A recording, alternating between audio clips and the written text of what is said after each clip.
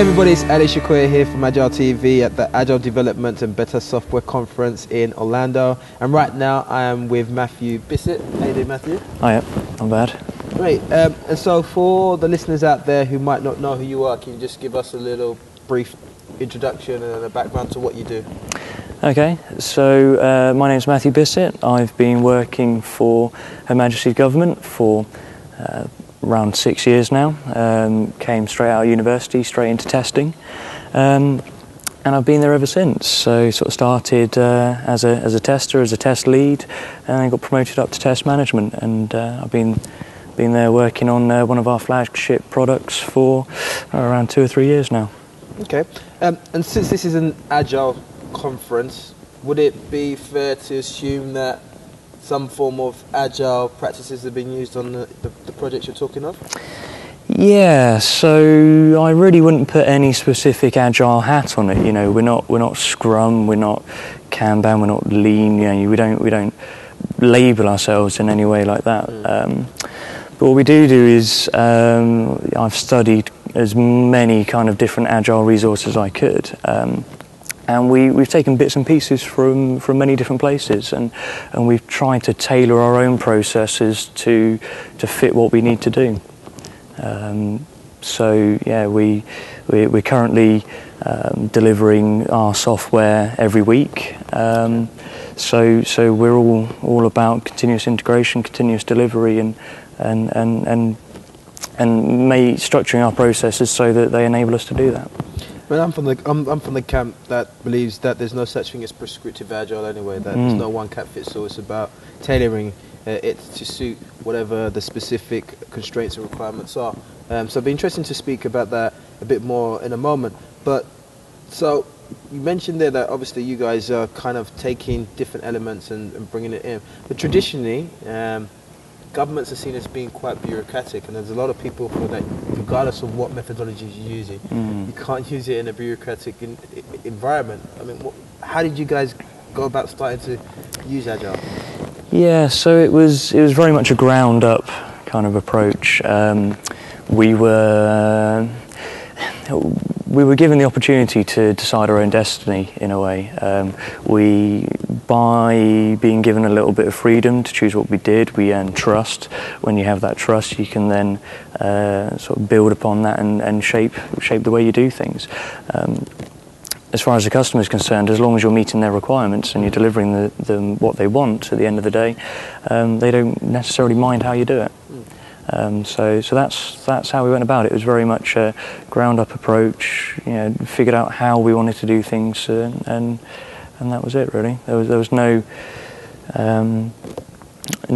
sort of like top-down overhead or anything like that at all, and they don't get in our way of doing what we need to do. Well, it's interesting to hear you talk about the trust and empowerment side of things there, which also brings us back to start looking at Agile as being an interaction model. How we deal with people and how we get the various results. So in your experience, what do you think are the keys to people who might be working in regulated or perceived bureaucratic industries? What would you say would be some of the keys, based on your personal experience, to enabling them to become Agile? I think communication's number one. You know, if you don't ask, you don't get. So every day people make assumptions, and they assume they can't do things because they assume that the old assumptions still exist because they've never challenged them. We have certain sort of legal requirements about what we do around our data quality. We challenge we have challenged how we assess that, meet those legal requirements, and you can often find new ways when you elicit the requirements of your regulatory framework or your legal requirements. You can then get down to exactly what you need to do and get rid of all of the wasted effort that you were doing in the past. So yeah, that's how we distill to the essence of what we have to do, and then we do it in the most effective way. What would you say were some of the challenges you guys experienced? Yeah, I think breaking down some of the barriers between dev and test. We hear that one quite a lot, don't we? Yeah, I think that's everyone's challenge in the old way of doing things. You know, there's very much seen a barrier between the two. We're lucky that predominantly everyone's co-located. Although if you sort of listen to Scott Ambler, we don't sit next to each other. There was a bridge between us, the way our building is designed. So we could be distributed, but not going into that. And the only way you kind of break that down is through communication and just figuring out what the end game is. We're all here to add business benefit. The best way to do that is to collaborate. Integration's our biggest risk. So it was about educating the development team about integration and testing your risks as early as you can. That if that means doing some integration in the development teams, that's what you need to do.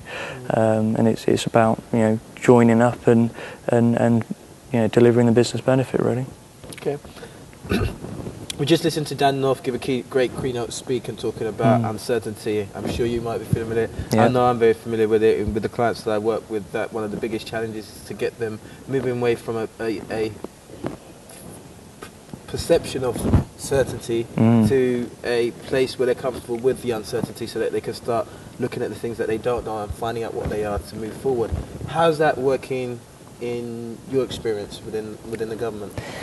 Well, in my area, we tailored our processes to enable us to identify risks as soon as possible, and then by having those conversations up front to identify the areas you want to explore, then finding the most effective place to do that, you then lower the risk throughout the delivery. So we've structured our processes to identify the risk, and then when you've got your acceptance criteria for moving through the process, you then have to hold yourself against that and use quality gates to say, this isn't ready to deliver yet because you haven't done X, Y, and Z. Or if the customer says they really need it, then they're buying that risk and they're making that decision.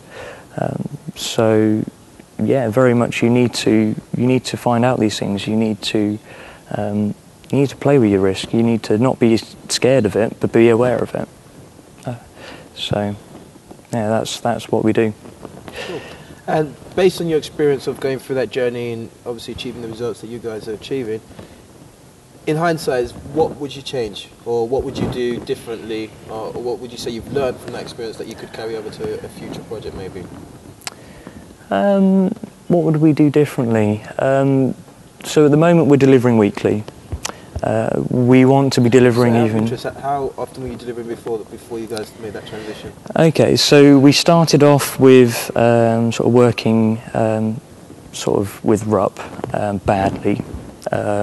So we were delivering sort of once every 9 months. It was a very long, painful process. We then went to delivering every 6 weeks, and the things that were our biggest problem was integrating too late, and then finding problems too late. So the move to the 1 week delivery cycles were all about identifying your risk earlier and then doing which is mainly integration, and then doing that earlier. To get even quicker now, we need to automate a lot of our manual processes that we've got. So we're currently running as quick as we can, and we're delivering weekly. That's fantastic. If we need to go any quicker, we then need to automate a lot of our sort of continuous integration and our regression testing and things like that, and expand on that. So if I were to do anything more differently, we might have done that investment earlier. But we didn't have the drivers to make us do it. I mean, otherwise, I think we've had a good time learning about us, becoming more mature, and I wouldn't necessarily change how we've done it. It's been a good journey to be on, I think, and I think a lot of people try and take the silver bullet and try and rush to the end, and I don't think you can do that. You've got to learn by doing, and you only figure out what's best for you by doing a bit. If it doesn't work, throw it away. If it does work, do it. Right, I mean, just listening to you there, I mean, going from 9 months to 1 week in the period of time that you've done sounds very good. And it sounds, just listening to you breaking it down, that what you guys have done is you've used continuous improvement, the learnings from the experiences, not being afraid to try out new things, and each time learning from it. And sometimes that helps us identify, hey, if I can go from there to here, then maybe I can get from here to over there. Let's see what that journey is like. And yeah, so I mean, it sounds great. From your perspective, do you think that this is something that we might see staying definitely in your department? Is it something that you feel as a result of what you've done, that people are now embracing it? I think people are embracing change, and I think we're always going to look to continually improve. Our marketplace is always moving forward, so we need to maintain pace with that. Currently, we want to deliver quicker than once every week, and we've realised we're probably going to need to have a revolution, not an evolution. So we've been given that freedom, that trust to decide our own fate, and we're coming up with some fairly sort of radical ideas against our previous assumptions. So again, it's about distilling the requirements of what you need to do down to the essence of them are, and then coming up with revolutionary ways to sort of tackle them.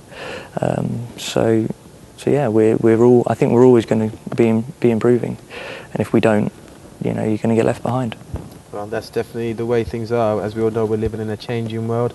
So yeah, we're seeing it a lot now with a lot of relatively previously well-doing companies who unfortunately were unable to change, and like the dinosaurs, they've disappeared. So yeah, I'm sure there's going to be lots of people out there who are watching this who obviously very inspired by what you've had to share, who might find themselves in highly regulated or bureaucratic industries or environments.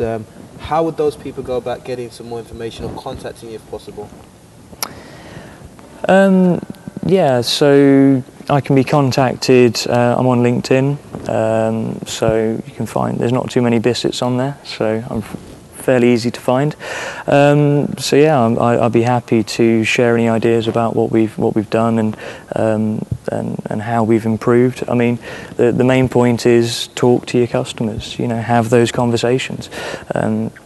If you sit there with your old assumptions, then you're never going to change anything, are you? So that's what I suggest. Matthew, thank you very much for taking the time and sharing that information with us. Yeah, and just as we're seeing that small Scrum teams are now within an organisation are now leading to enterprise agility, it'd be interesting to see whether you guys' experiments or what you're doing in Agile will actually lead to Agile governance. All right. Thank you very much. Thank you. Cheers.